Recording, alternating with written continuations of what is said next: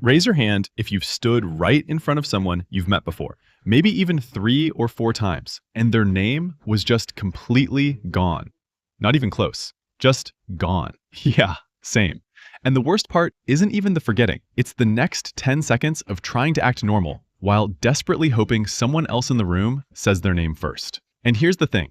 The last point we cover today is the most important one. It completely changes how you see yourself after this. So stick with me. Quick question before we start. Does this happen to you a lot? Drop a yes or no in the comments. You're not alone. Here's the big idea.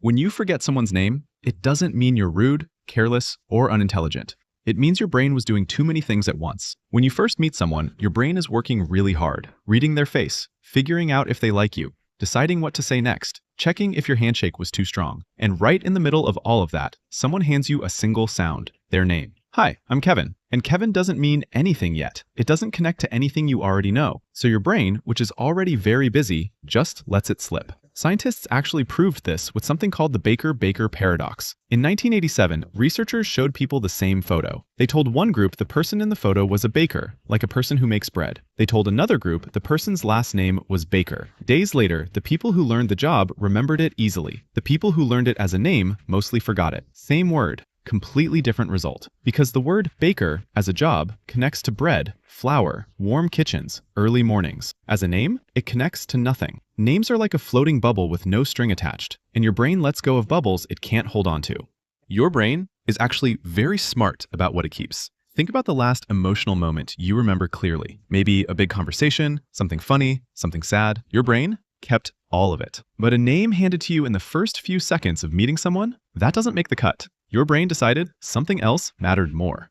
Here's where it gets personal. A lot of people who forget names are actually very in their own heads during introductions. Not because they don't care, but because they're anxious. While the other person is introducing themselves, they're internally running through a checklist. Am I making enough eye contact? Did I interrupt them? What do I say next? The name arrives for a second, and then their own thoughts bulldoze right over it. Scientists even have a name for this, the next in line effect. People who are already preparing what they're about to say often remember almost nothing about what was just said to them. So if that's you, here's the truth. You don't have a memory problem. You have a preoccupation problem. Those are very different things. Which of these sounds more like you? Forgetting names or forgetting faces? Drop it in the comments. And here's something for the people whose names get forgotten. It stings, we know. It feels like you didn't matter enough to stick. But the person who forgot your name probably remembers the story you told, the way you laughed, something you said that stuck with them. They were there, just not for the name part. And now, the last point.